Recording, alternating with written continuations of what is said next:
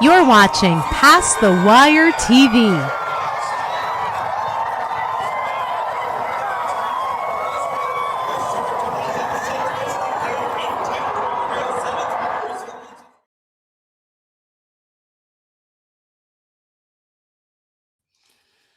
Hello.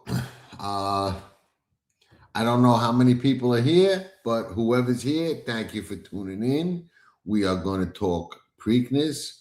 We are going to do Q&A. We do have the Thorograph numbers, so we're going to be able to go over them and see who's fast, who's not.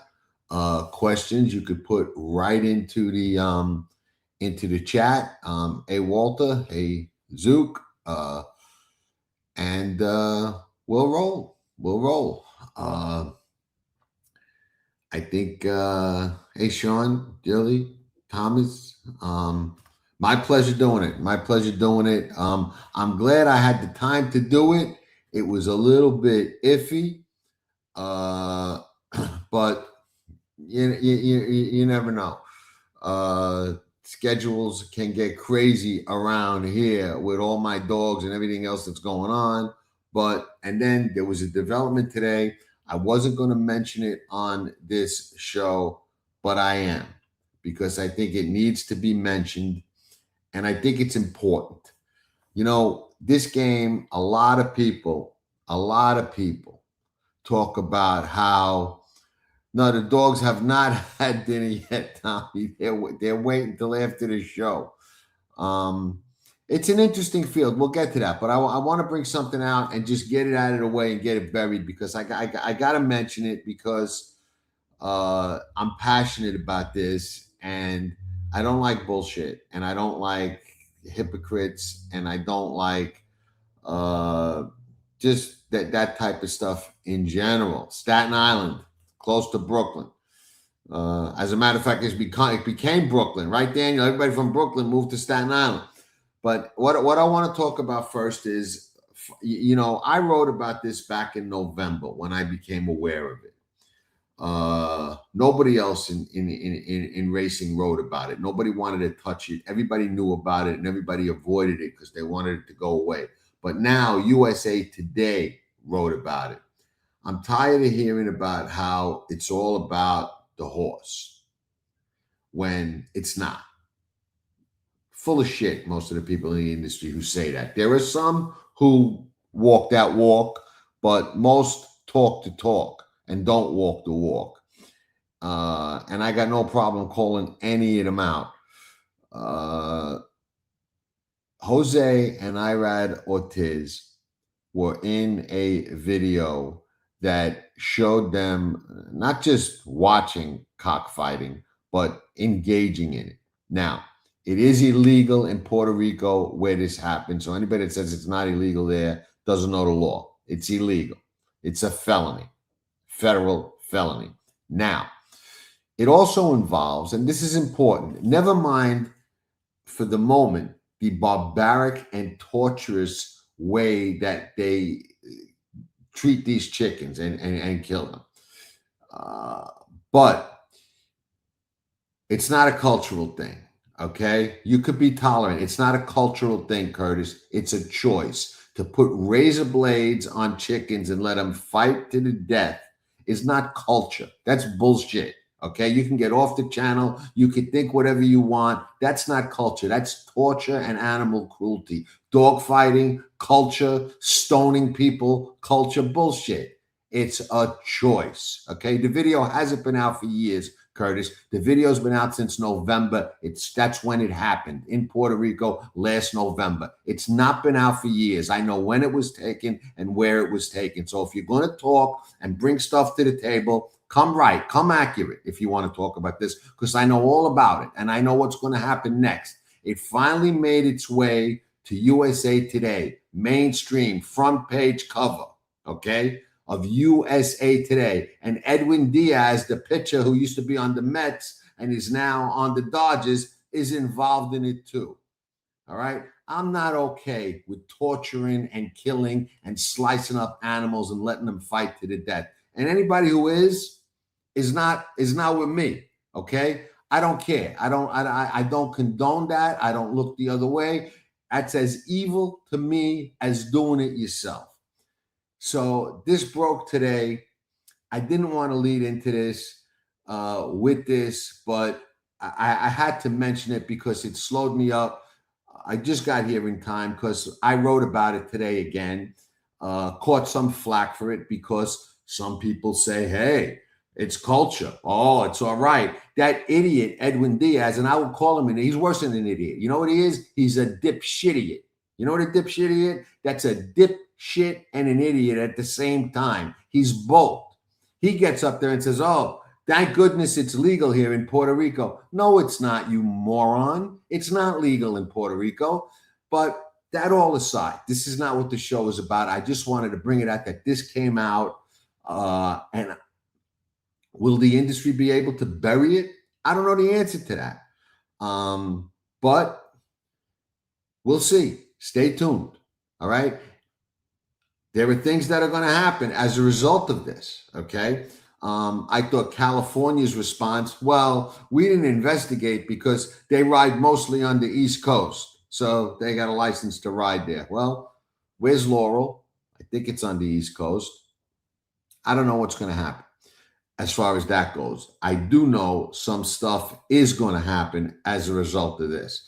But not cool, not okay. And when I wrote about it in November, and again, a few times after that, I wrote and I said to Jose and Irad, who I know and I've met and always liked prior to finding out about this, I said, listen, I'm not writing this to hurt you. I don't want to hurt you guys. I'm writing about this so you guys say, hey, wait a minute. Maybe he's got a point. Maybe this is not a cool thing to do. Do you know that a chicken that we laugh at can remember up to 50 people? If you take a chicken and abuse it, and then somebody else is kind to it, and a year later you put that chicken in the middle of those two people, he'll run to the person that was kind to it. Okay? Think about that for a minute. But while people are putting razor blades and knives on them and watching them fight and cheer. Now, here's the other thing that I think should matter to everybody on this show. Okay? Because this is important. What else does cockfighting involve? Illegal gambling. Now, you have two of the top jockeys in the United States, even the world, engaging in something that involves illegal gambling. Just leave that there. Okay? How does that make you feel when you make a bet when those two guys are in a race? I don't know. You tell me. You tell me. You're betting on these guys. Would they ever do anything that involved illegal gambling? Well, they do. So it's important on every level. Okay? Yeah, Curtis, jockeys do gamble. Eddie Arcaro, best quote ever. All right, one of the best jockeys ever, best quote ever. Eddie, if you weren't a jockey, what would you have wanted to have been? The bookie in the jocks room. But this involves more than gambling, Curtis. This is deeper than that. Deeper than that. If you don't get it, I'm sorry, but it's deeper than that. Anyway, okay. We got 100 people on here. We're going to take all the Q&A that we can, but first we are going to go through the Preakness. And if you want to ask about the cockfighting or my feelings on that or anything else about that, I'm open to it. Anything you want to talk about, it is animal abuse. It's animal torture and cruelty. And I'm glad that most of you agree, because there are some that don't, and everybody's entitled to their own opinion. But me, I will always stand up for a defenseless animal that can't stand up for themselves. I've got 14 dogs in my house, okay? I think 11 of the 14 are rescues. I'm not okay with dog fighting. I'm not okay with chicken fighting. I'm not okay with bull fighting. You want to fight a bull? Go in there without a sword and fight a bull. Okay, I'll be impressed. I'll watch that. It didn't happen in Mexico. It happened in Puerto Rico. But let's get to the race and see if we can pick the winner, because that's the goal. If Jose and Irad are riding, we'll find out. No, it was in Puerto Rico. I know exactly where and when it happened. Okay. Here's an interesting thing, and interesting things happen in horse racing. History repeats itself. The T.O. Elvis situation. I will gladly talk about that. I wrote an article about that, and I will talk about it. But let's get through the Preakness first, then remind me, and we'll talk about T.O. Elvis, because there's an answer to that question too. All right. Taj Mahal. The interesting thing to me about Taj Mahal is this. Sherry DeVoe, first woman trainer to win a Kentucky Derby. So wouldn't it be kind of like ironic if Brittany Russell, another woman trainer, goes out in 2 weeks and wins the Preakness? Gio, you missed all the action already. Gio's in the house. Welcome, but you already missed all the action. You missed the best part of the show was the first couple of minutes. But anyway, we talked about your two. I know you love them, Irad and Jose, and their engagement in not only animal torture and cruelty, but illegal gambling. All right. Anyway, Taj Mahal from the rail, 3 for 3. Tough to knock. But there is a knock. Okay, you guys, most of you and gals know, most of you know now that I use the CHR report that we created, the Comprehensive Handicapping Report. And what surprised me about that report, it said that Taj Mahal, as good as he looks, decelerates when he runs a lot more than a lot of the horses in this race, which makes him, according to the CHR, extremely vulnerable in the stretch.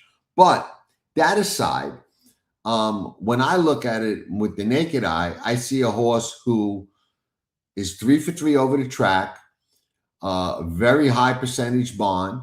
Sheldon Russell, her husband's riding the horse, has the rail in a race where I think there's a lot of speed. I think to call him a pretender or a throwout is a mistake.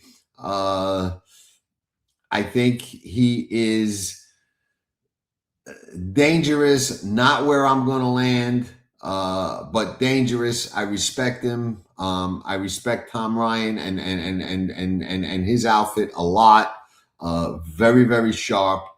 But I'm not on Taj Mahal. Now, while we're here, let's go horse and then thoroughgraphs so we can see how he looks on the numbers.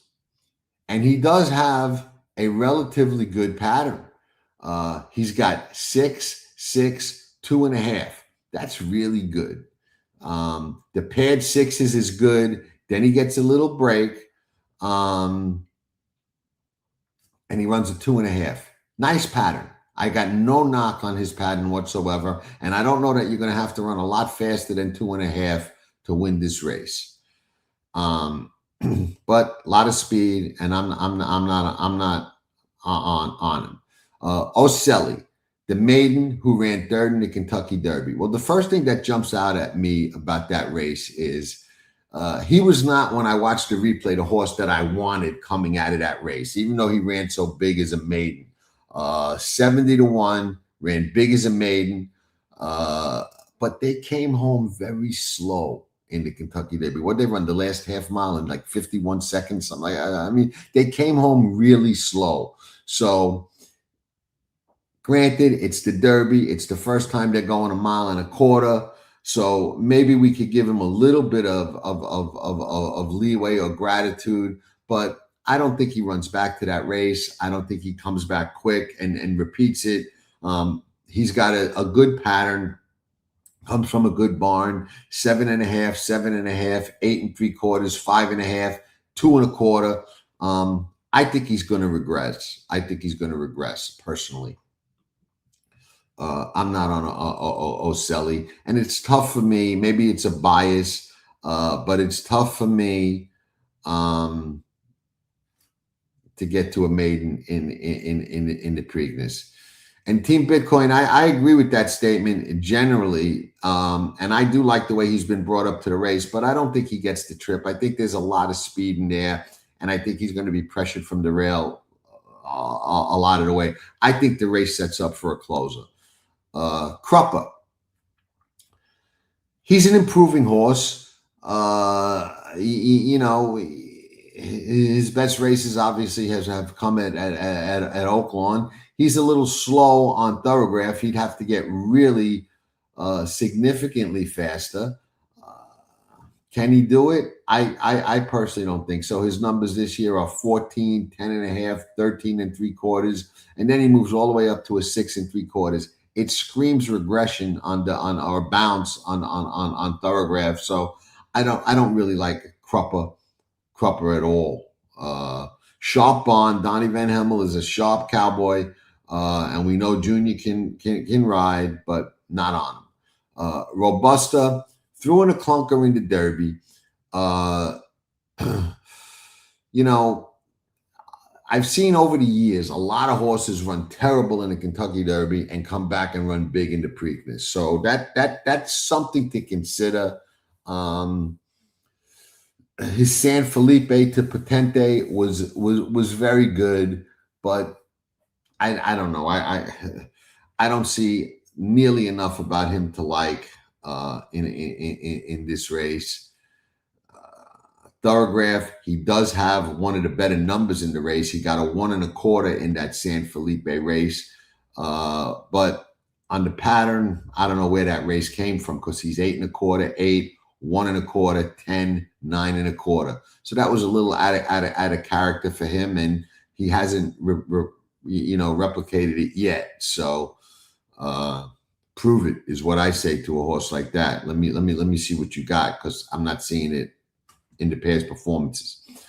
Talking is interesting to me. Talking is a horse that I will say I've honestly expected a lot from for a long time, and he's never really delivered it.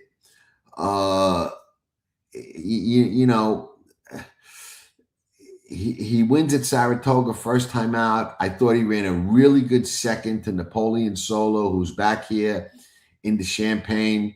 I didn't like him in the Remsen, but I thought he would run better. He ran a complete clunker. I thought he was dangerous in the Tampa Bay Derby. I don't think he ran well at all. And I think that, that Further Ado race, okay, Further Ado freaked that day. We know that. But he just hasn't shown me what I thought he was going to show me to date. Now, will it come? Is there a clue? Will we see something? I don't know, because the Thorograph, as a 2-year-old, he was 7-7, 13 3/4. And then this year, he's getting a little better, 9, 7. Where's he going to go? 5, 4, 3. That's not fast enough. So I like Talking as maybe an angle at a big price, because I would say he is somebody I expected a lot of. So maybe he will deliver on that promise that I saw early watching his races.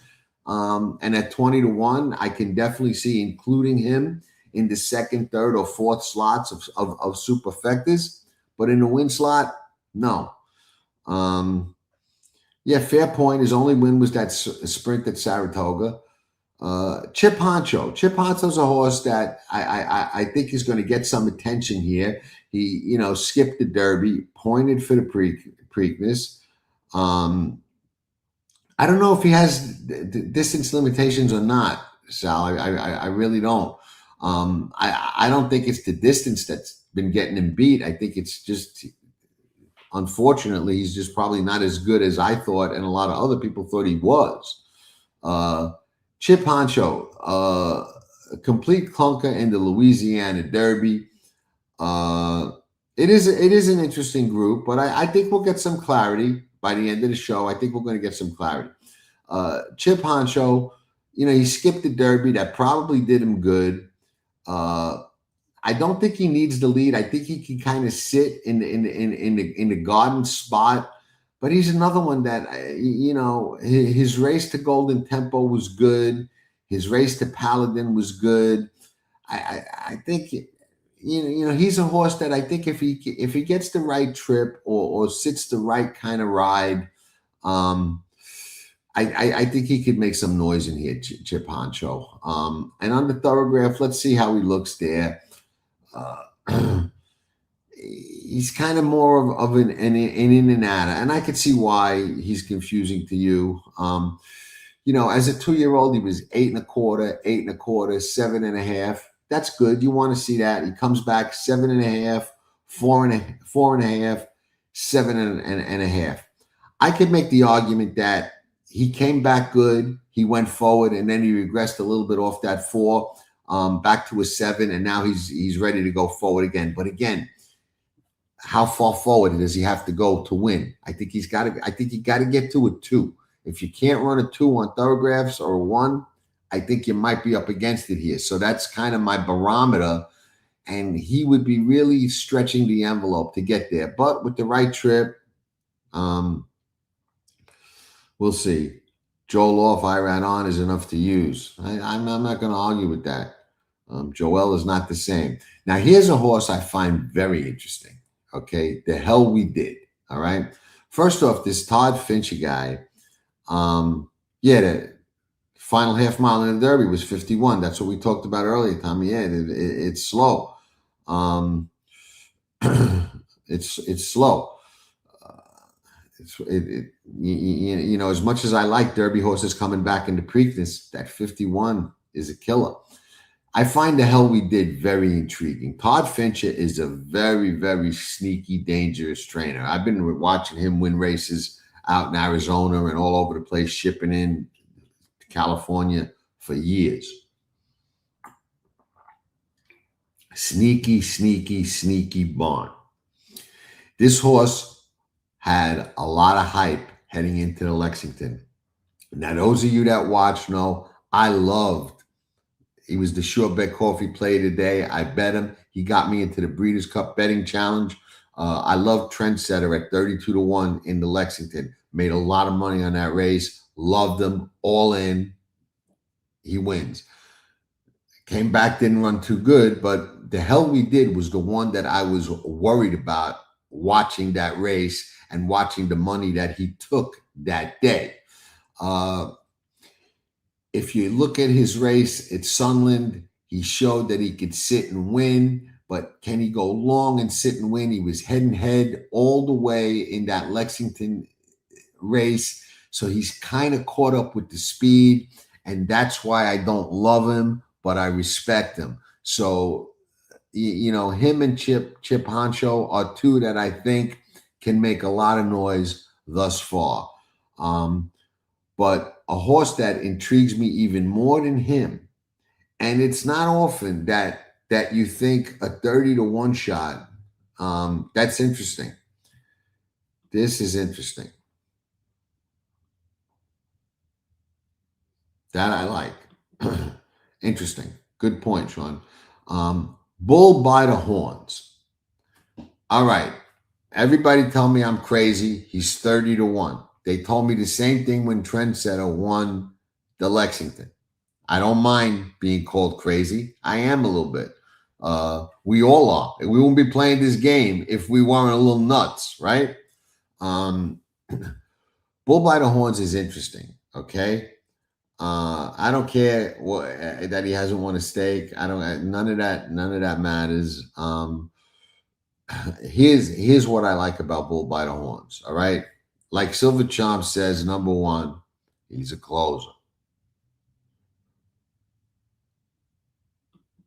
I like a closer in this race. I said I'm looking for a closer. I think he's going to be running late. Saffie Joseph has been winning a lot of big races all over the place, not just in Florida. What I really like about him, that Rushaway win was on the Turfway Park synthetic racetrack. If you have been watching us, you know that we have made scores on tracking trips, on Sure Bet Coffee Plays of the Day, on Past the Wire TV, on horses that come off the Turfway Park synthetic racetrack. He's a deep closer. coming off that racetrack. Uh, I don't know what happened at 88-1 in the Fountain of Youth. Hard to figure that out. But off that 88-1, he goes off 4-1 in the rushaway, so he didn't scare everybody away. Now I imagine his thoroughgraphs are not going to be that good, and are going to scare a lot of people away. Oh, and by the way, the Hell We Did has paired fives this year, which is a scream. The paired fives scream going forward. 3, 2, 1, easy. So going back to him a little bit because I didn't cover the thoroughgraph on him, but the problem with Bull by the Horns, 11 1/4, 11 1/4 at 2. Then he's a vet scratch in December, comes back 9 1/4. 14.5 in that Gulfstream race, and the 9 1/4 is the race that he won at Turfway Park. He's going to have to get a lot faster on Thorograph. 9 points is almost impossible. But at 30-1 on the morning line, coming off the Turfway Park synthetic with a ton of speed, battling it out, I can tell you this. Bull by the Horns is going to be on all my pick 4, pick 5 tickets, any multi-race wager that I have. This horse will be on the ticket as the bomb. So maybe I'm nuts. Iron Honor takes blinkers off. Interesting, you had him on for all 3 starts. Chad Brown, one of the most dangerous times to bet Chad Brown is when he runs a horse in a top race or a grade 1 or a tougher race than the race he comes out of off a bad effort. When he does that, is always a reason for that bad effort. He never runs a horse off a bad effort in a tough spot and they run bad. Never. And I've made big scores over the years betting him in that exact situation. Iron Honor, blinkers off what I consider a really bad Wood Memorial. But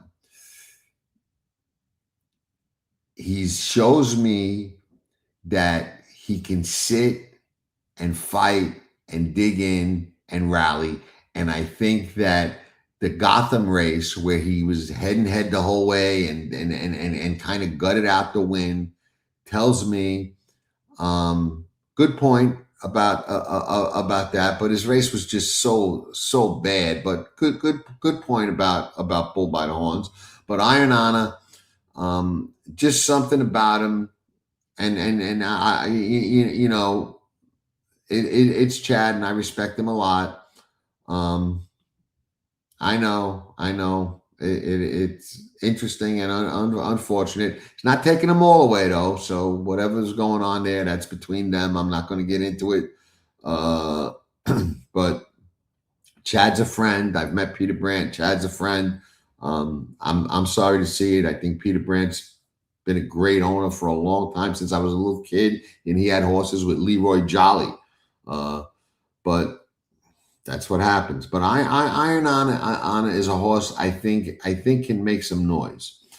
You lose points with Pratt, but you still want to win. So I think he's got to be considered. And Chad's got a great record with horses that didn't run into Derby and run into Preakness. I mean, cloud computing, early voting. You know, he's deadly when he does that. Napoleon Solo. Napoleon Solo ran that freaky champagne. Do I think Iron Honor is a 2-turn horse? I'm not worried about that at all. He's out of a blame mare. I don't think that's an issue. So yeah, Napoleon Solo. And I'll come back to the questions. I'm just trying to get through the field, so don't worry. If there's any questions I missed, I'll get to them. Napoleon Solo ran that freaky good champagne. His maiden was good, but that champagne was freaky good, and he never ran back to it. And I've never been a believer in this horse. And Saturday he winds up part of what I consider a lot of speed. I don't really want any part of him in there. I don't really want any part of anybody I think needs the lead. That Champagne race was at 2.25. Not as fast as I thought it was, even though it looks visually very freaky. But 8.5, 2.25, and then this year 8.5, 9.25. I don't know the reason, but I just don't see it. Corona de Oro. Well, one positive, he looks like maybe he can rally a little bit, but his route races are from on or close to the pace. So again, you got a lot of speed and a lot of pressers. I just can't imagine we're not going to have an interesting,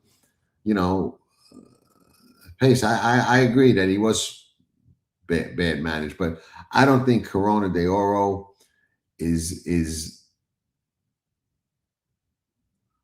I don't want to say good enough because I'll say seasoned enough.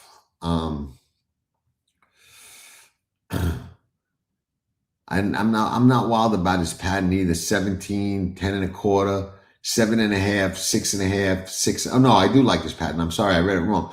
7.5, 6.5, 6.5. He's getting better. Those paired 6.5s tell me he's going to go forward. So maybe if he could sit with Johnny, and Johnny's a patient guy, and his January race at the fairgrounds does show he can sit and rally, as does his October race at Keeneland. Now they were sprinting, but if the horse can do it, he can do it.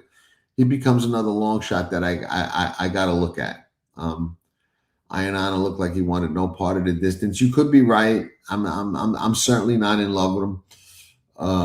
Incredible. Now, interesting. I don't like the maiden Oselli, partly because he's a maiden and partly because of that slow 51.5 coming home. But Incredible so fits the pace scenario that I see in this race that I've got to consider him. I mean, all right, he made up ground in the Kentucky Derby into that slow half, but he didn't have the cleanest run coming down the lane. Oselli, in my opinion, had a much cleaner run than Incredible had. So maybe he could have run better with a cleaner trip all the way around the racetrack. So maybe we could forgive him a little bit more than the maiden for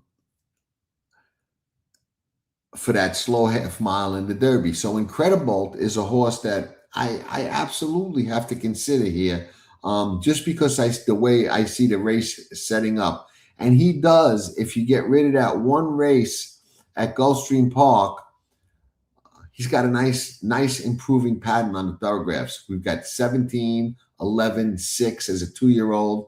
You got that disaster 21.25 at Gulfstream, but he comes back with the win at Colonial. He gets a 6, and then he gets a 4.5 in the Derby. And let me tell you, a lot of horses have not come out of that Colonial meet and won.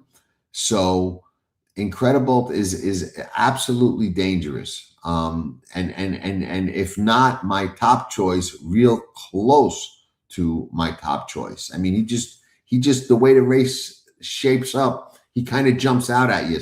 Stevie Wonder could see that this horse is a beautiful fit into this race pace wise. And when you look at the Thorograph, it kind of bolsters that. It kind of bolsters that. And then Gio likes him too. So there's a big plus. A lot of you may not know this, but Gio and I have known each other for a very long time, done shows together, have handicapped together. I don't know what the percentage is. Gio might know better than me. He's on here. But when Gio and I land on the same horse in a grade 1 race or a high quality race, could be a grade 2, but a high quality race, our percentage is extremely high. There was a time, I don't know, maybe 3 or 4 years ago, and again, Gio probably remembers better than me, but there was a time when Gio and I were doing shows together, and we had a run of about like 7 or 8, 9 races in a row that we landed on the same horse and they won. Now, there were races mixed in there where we didn't land on the same horse, and sometimes his won, sometimes mine won, sometimes neither of them won. But we had a good run where, like, excuse my language, a shitload of them won when we landed on the same horse. So that's, I said that, Harry. I'll come back to it again, but I don't like Napoleon Solo at all. Don't believe in him. Great White. I don't believe in him either. I don't know how he's going to run. He looks like a horse who can rally off the pace. He just doesn't look like he's fast or good enough to make noise with these horses. And his pattern is not strong enough for me. 13 and a half, 7, 12. So he's kind of got what we call a Z pattern going on. Good, bad, good, bad, good, bad. And he's on a good cycle, but his good is what? 7, 6, 5 if he improves. You ain't going to win this race with those kind of numbers. All right, Pretty Boy Mia. Pretty Boy Mia. Another one with speed. Another one with speed. Thank you, Joe. We're going to do a show together. We will. It's all schedules and this and that. We should have done this one together, but Gio did his yesterday. So we will do shows together, guaranteed. Pretty Boy Mia. Let's get Pretty Boy Mia out of the way. Another one, part of the pace, I think. So we got 1, 2, 3, 4, 5, 6, 7, 8 horses that want to be on, near, or close to the lead at a 14. That's a lot of speed. That's a lot of pace. I think we're going to see a fast pace. And if not fast, I think we're going to see a contested pace. So let's just get Pretty Boy Mia's Thorograph out of the way and see if it says anything that we might have missed. He's got a nice pattern, 10, 10, 4, 4. Those 2 paired 4s are really, really good. But from the 14 hole, I think he's going to need more than a good pattern in order to win than the way that this race shapes up. So we recapped all the speed. Now we'll recap who I think are the main contenders. And I'm going backwards because that's just the way I got my racing form. So there's no design or trick to that. Incredibolt, absolutely a must-use for me. Probably my top choice in the race, but absolutely on every ticket. Corona de Ora is one I'm looking at, but kind of as maybe I throw him in, maybe I don't. I'm leaning towards because I just think the race is a little tricky. So why not use him? He's 30-1. Napoleon Solo, no part of. Iron Honor, I think is a contender because I respect Chad off a bad race. Bull by the Horns, another one that I'm absolutely using.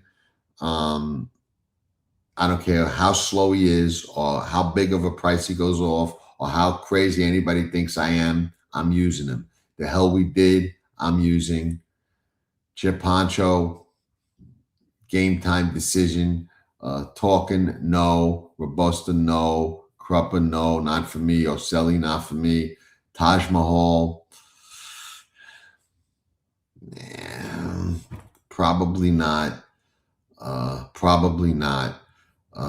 So my main horses are probably going to be Chip Poncho, Bull by the Horns, and Incredibolt. But Incredibolt is probably after all considered probably the top choice for me. Do I see anything else on that Saturday? It looks like a standout. Walter, I honestly can't answer that question because I haven't done any of the other Saturday races yet. I've only done this. Sean, I like on these big days Um, similar to what I did on the Derby, if you were part of the Derby seminar, my pick five was three singles. So I like to do the pick five. I think you get a good pool. I think you get a good shot. And I'll be deep in two or three races and have two singles. Three singles is rare. An emerging market who was my single in the Derby threw a shoe, lost a shoe going into the first turn, running, hit a hoof, hit another hoof, ripped his shoe off. That race is a throwout. So you don't know what would have happened had that not happened. I didn't do the Black Eyed Susan. I apologize. The only race that I did was the Preakness. I'm way behind. When we're done with this show, it's time for dinner. Feed the dogs, take the dogs out in the backyard for a little bit, let them run around, play around a little bit, and then we attack tomorrow's card. So, Red a While from You, 2019 Central London. Sometimes many horses are expected to go to lead, but sometimes only one goes and the speed holds. Run line racing. That you missed the best part of the show, the beginning. Watch the replay because the best part of the show. You're 100% right, run line racing. We see it on the turf. We see it. Seti's got a show up there on the Black Eyed Susan on his channel, Focus to the Finish with Gio Seti. You can watch that. I didn't mention the figs for Iron Honor. If I didn't, I apologize, but I will do it now. I thought I did, but you could be right. But we'll take care of that now. Iron Honor. You're right, because I would have remembered. 3 1/4 at 2, then 3 1/4, 7.5. So if we could toss that 7.5 and go back to that 3 1/4 and go forward off of that, he's right there.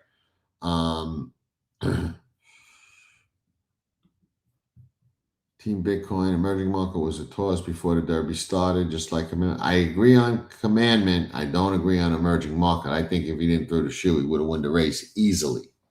I think he's no doubt one of the best 3-year-olds out there. Just didn't get a chance to show it, but it don't pay to debate that because we'll never know. Because he did throw a shoe. So, do you upgrade the local Laurel Park jockeys? No. I will upgrade the Laurel Park horses to a degree in some of the minor stakes and the other stakes on the card, but not in the Preakness, and not the riders, because you got world class riders. When you got riders like Pratt, Ortiz, Saez, they'll outride anybody anywhere, even on a track they've never seen before. And the other guy rides, morning, noon, and night. Hit the board horse. My hit the board horse at a price, definitely Bull by the Horns at 30-1. I think that horse is going to be running late. And I don't think anybody's going to use him except crazy me and anybody who's crazy enough to listen to me on this show. But they said the same thing about Trendsetter at 32-1. And we got him home.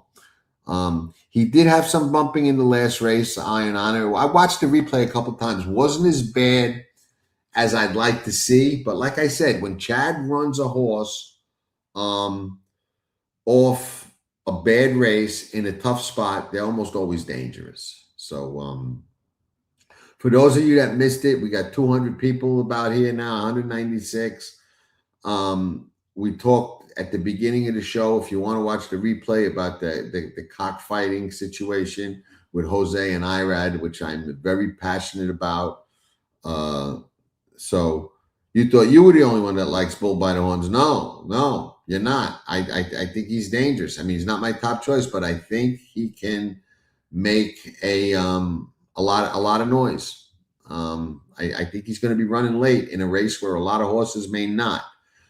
Donnie Miller Jr., Deputed Testimony, rode great. I remember that race. Remember it well. How does track circumference affect various post position advantages? At Laurel, not really a lot. Not a lot. Laurel, I've been there many times. It's an honest, decent racetrack. I don't think there's any big biases or any big advantage or disadvantage there. I mean, it's a 14 horse field. You're going to need to get a trip no matter what post you're in. But I don't think there's anything there that's going to jump out and scream advantage or disadvantage unless they soup it up and make it crazy. Um, yeah, no, I agree. I think the race is crying for a closer. I like Incredible better than that horse, but I think the race is crying for a closer. Yeah, I don't think it's going to matter. I think you know, there's plenty of room. Horses have a tendency to be close together in the stretch anyway. They're herd animals, and everybody's always trying to herd anybody. None of picks were chosen. I see the race shapes up a lot different than you see it. Is it possible that two speeds can go and get away from them all? Yeah, no, it is possible. Um, we talked about it. Sometimes, we all think and we all see a lot of speed on paper, and all the riders see that and they just say, "Hey, there's a lot of speed on paper. I'm going to sit." And one guy goes aggressively and nobody goes with him, and they go wire to wire, or somebody stalks them and they stay 1-2. It certainly can happen, but I don't think that you can continuously handicap that way. You've got to handicap and base your decisions on how you see the race shaping up. And in this race, we counted 8 horses out of 14 that like to be on or near the pace. I think you got to assume a fast pace and assume it sets up for a closer. A lot about the turns being a problem at Laurel. I don't think that there were problems, Sean, honestly. Uh, I'm not too worried about that. I don't think it's going to be a factor. They're keeping the attendance low because the place is a dump and it can't hold a lot of people. And I think they're only letting 4,800 in here. Who will the post time favorite here be? Several can wind up the favorite. Who is going to be the favorite here? That's interesting. I'll tell you in a second who I think is going to be the favorite. Let me just look at this in that context. I can tell you I hope the favorite is going to be. I hope it's Ocelli, but it probably won't be.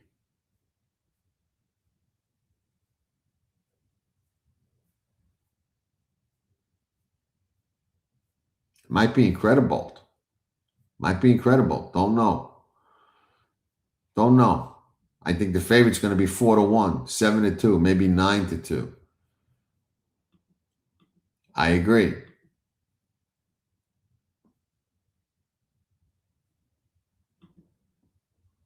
Thank you for that. I adopt and rescue a lot of dogs that nobody wants. Our latest dog, Gigi, we wound up with her because she was in the shelter for over a year. Nobody wanted her. They thought she was unadoptable. She would just cower and shake in the corner in the back. Now she runs around like a lunatic. She rules the house with the rest of them. Took about 6 months, but she come out of her shell, little Gigi, and she's doing great. All she needed was a chance, and we gave it to her. John, only if one goes gate to wire, I lean towards the 14.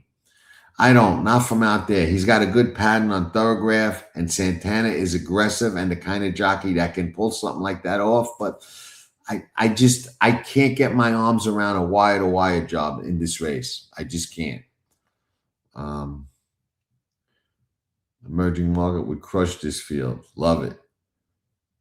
I just can't appreciate your show. Sorry that I can't catch your live sometimes, but I listen all the time. Thank you. Appreciate that. I don't do a lot of live shows. Good man, good choice. Make money all the time. I don't know about that, but we try.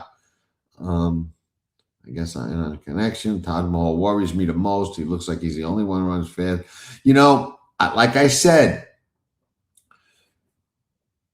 I agree. This is a very, very possible. Very, very possible. The CHR report that I run, which does a lot of miles per hour calculations, tells me that Taj Mahal decelerates a lot in the stretch and is very vulnerable.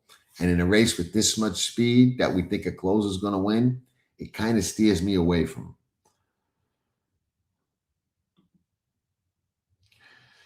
Possibly.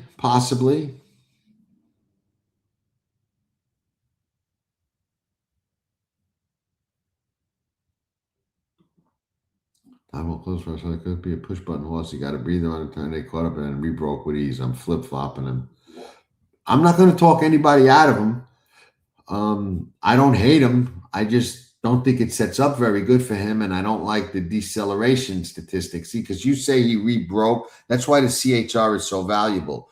You see a rebroke horse that accelerated again, but in reality, he was slowing down. And that's what the CHR tells you. Also, thank you. Appreciate that. Appreciate that a lot. Incredible will be the favorite. This is probably true. Ernest, that's probably true. We probably knocked his odds down. Yeah, it's tough when they were abused. You never know. Gigi's great, man. Gigi is great. Could be. 14 dogs, a lot. None of the experienced cappers. Make sure you like yourself like Taj Mahal. I'll bet him anyway. You can laugh at me next week. No, you're probably right. Nobody likes him better. Listen, I won't laugh at you. I'll say, you know what, Daniel? Smart move. We put him right in the winner's circle. What about Talking and Irad? Talking's a big disappointment to me. Irad's a bigger disappointment to me with the cockfighting. But hey, that's got nothing to do with how he rides. But I don't know. Talking, he just never ride with us. You'll never stop. He just never developed. He never threw that breakthrough race that I always thought he was going to throw. You've mentioned before, if circus and John are riding, you'll toss the horse. What do they do so poorly to make you feel so strongly they'll mess up the ride? They just, in all sports, guys are either in the zone or they're not. When a jockey's not riding good, they're pressing too hard. They're making wrong moves. They're thinking too much. It's like a hitter who's in a slump. He's swinging at pitches that he normally wouldn't swing at. So when I see a guy like that and I land on their horse, I take a step back. May I ask, your shoes are incredible. I love them all. My shoes, thank you. I spent way too much money on my shoes. So I appreciate you saying that. I spent way too much money on shoes and sunglasses. My sunglasses are actually in a will. My shoes, no, because they're too worn. The CHR report, all the races Saturday at Laurel. The CHR reports, I didn't run all the races. I ran most of the late stake races for Friday and Saturday. They will be up on tracking trips. So if you're not a member, you can be a member and get them. I'll try and put a race or two just right up on Past the Wire for everybody to see, even if you're not a member. I just don't know that I'm going to have the time to do it. So I hate to say I'm going to do something and I don't do it. But I will try. Jerry Bailey likes the 7. One thing I will tell you is I like the 7, but it's got nothing to do with Jerry Bailey. I never care who anybody else likes. 14 dogs and 14 Preakness horses. Which dog is your favorite? I love them all the same. People ask me that all the time. I have a close bond and relationship, very different with some of them, but with every one of them. Every one of them. Even the ones that give me nothing but trouble. And some of them are a lot of trouble. Because when you got 14, it's just crazy. But every one of them. Paco Lopez is a good rider. Yeah, like Rosario, but Paco Lopez is a good rider. Better than he gets credit for a lot of times.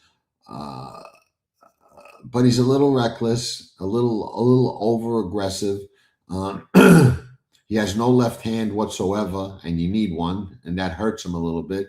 But he's a high sitting rider. He sits high on a horse, but he gets the job done. He gets the job done. I'm not afraid to bet on him. I don't shun no betting on him. Rosario used to be great. Now I don't know what happened to the guy. You never know what kind of ride you're going to get from him. Thank you. I appreciate that. I raised 10 dogs. My last dog was an English setter 2 months ago. I'm sorry. Sorry about that. That's the worst thing. The Asmussen brothers win a lot of races because they ride for Steve, so that helps. And that family has been nothing but horses their whole life. But you know what? I think their biggest problem is they're so tall. They're as tall I mean, it's tough to ride when you're as tall as those guys are, and it's got to be awfully tough to make weight. Those guys got to be starving themselves, hot boxing, flipping, everything that you got to do to lose weight. Can't be easy. Need to get PT. I can't get to 10,000 subscribers. I'm trying. Gio got to 1,000. Gio's got 1,000. He told me he's over 1,000. But I can't get to over 10,000. I'm trying. I'm at like 85 or 8,800 forever.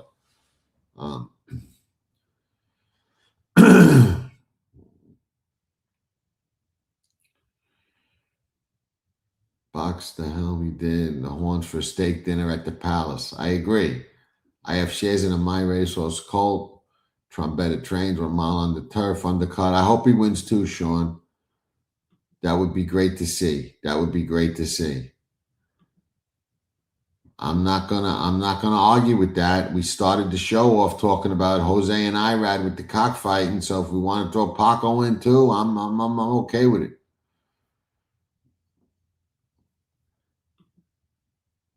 No argument there either, Ernest. I was there, standing on a chair in the grandstand with my mom. So I understand. No, Gio's good. He talks a lot, but he's good. I think it's a throwout. I think they should have given the money back to anybody who bet on him, and I think he's real dangerous next time out. So we'll see. This makes my day. I'm sure Gio's too. That's beautiful to see. First wire. Yeah, I don't like any track that has 2 finish lines. I like 1 finish line, but that's just me.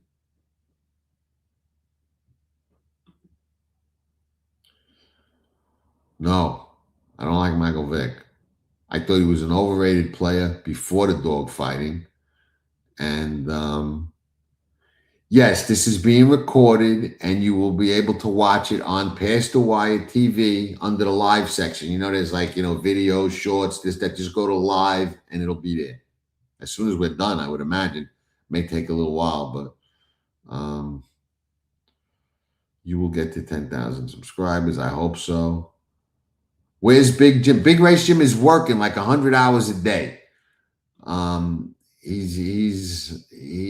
He's always working, poor Jim. He works a lot of hours, but he's still part of the channel. He's still part of Past the Wire.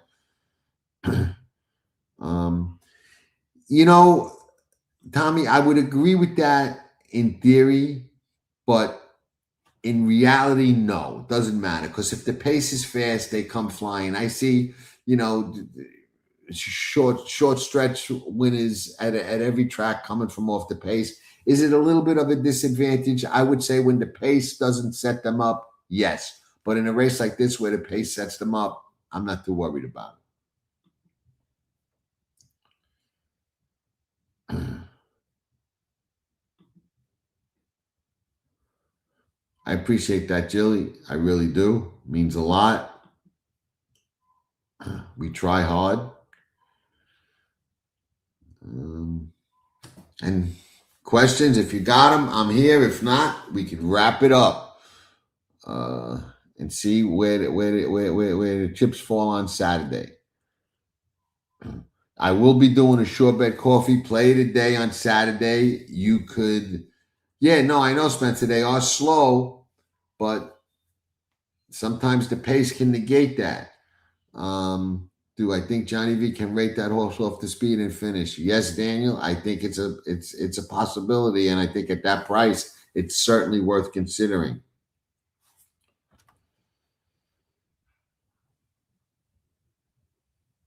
I won't be surprised if Chip Honcho runs big, especially if he sits in the catbirds, in the garden spot, like I think he very well may.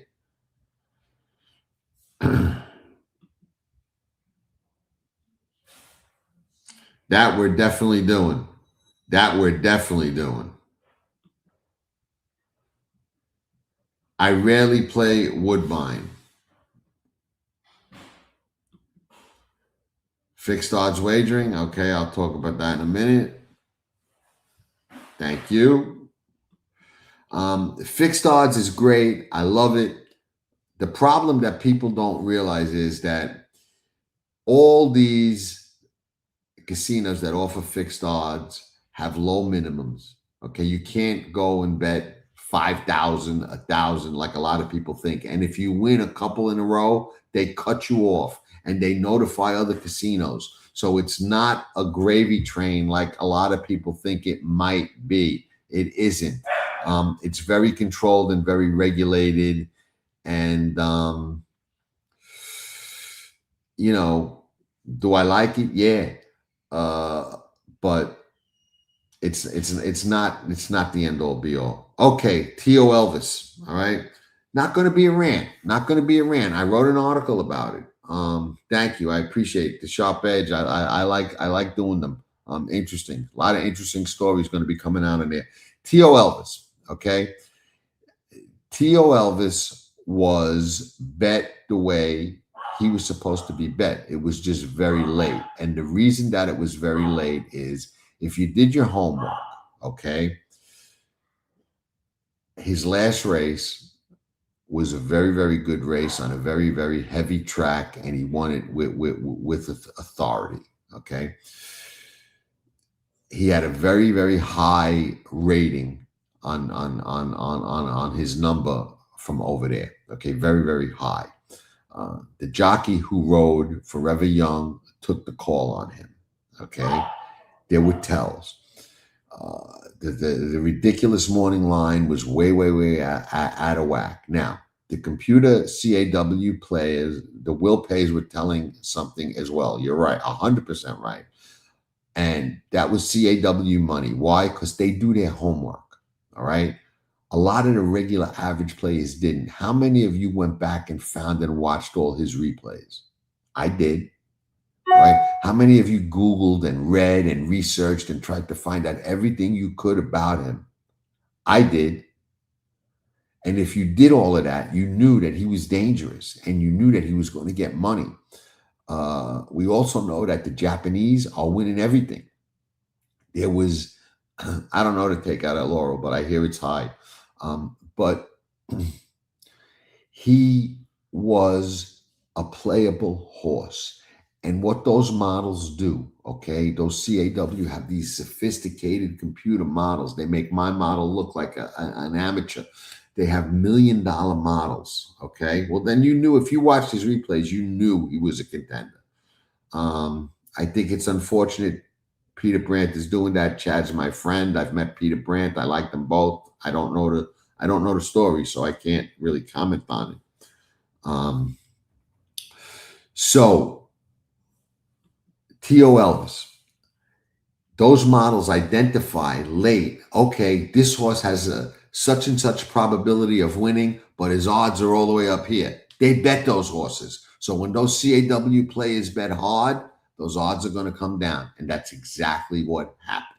Okay. He was never supposed to be 20, 30 to 1. Even 12 to 1 was high. So it wasn't absolutely Am wager, zero takeout on the Preakness. You can't get better than zero takeout. So T.O. Elvis wasn't as big a mystery as everybody made it out to be. And I went into detail in the article. I mean, he was bet, and he was somewhat supposed to get bet. I thought, in complete honesty and transparency, that he was good and he was dangerous, but I just thought the two Baffert horses and Disruptor I liked a lot. The other thing that you got to consider, okay, the favorite in that race, Knightsbridge, was an absolute throwout bet against. Okay, my model flagged it, which means their model flagged it. And the first thing that I looked at when I saw Knightsbridge, I said, you know what? I'm looking at these past performances. This is a horse that's going to be a favorite against these horses that are 10 times better than the horses he's been beating. Knightsbridge was beating up on horses that he was just better and faster than, and was now going into a much tougher race as an odds-on favorite. That's a bet against 90% of the time. So all those CAW models isolated, bad favorite, bet against the favorite, live horse, live overlay, send it in, odds go down. It wasn't that hard to figure out. It really wasn't. And there we have it.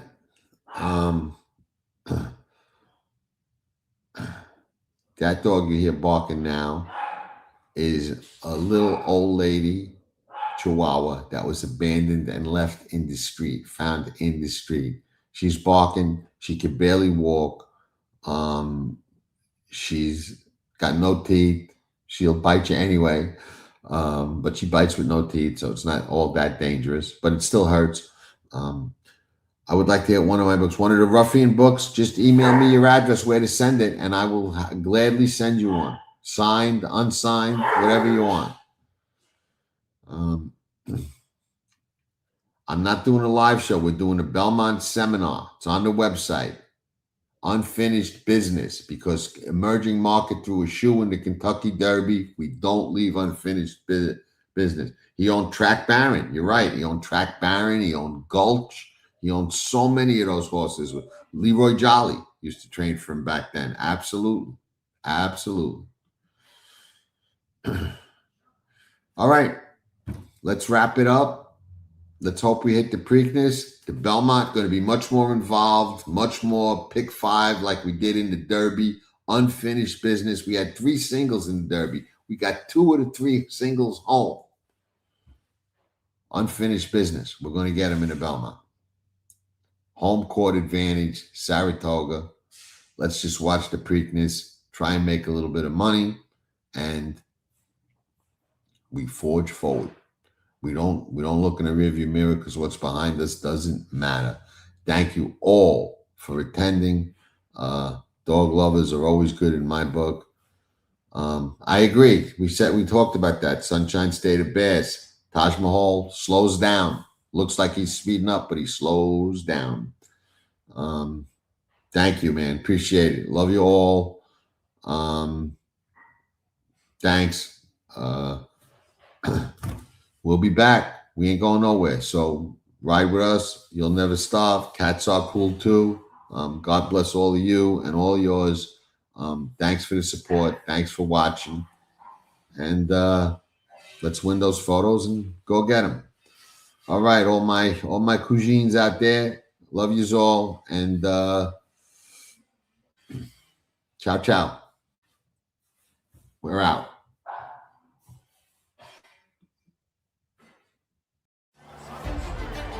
Here comes journalism, here comes sovereignty, and they square off, head into the final Sovereignty wins the Derby! You're watching Past the Wire TV. Hit that like button and subscribe to Past the Wire TV. Nobody does it better.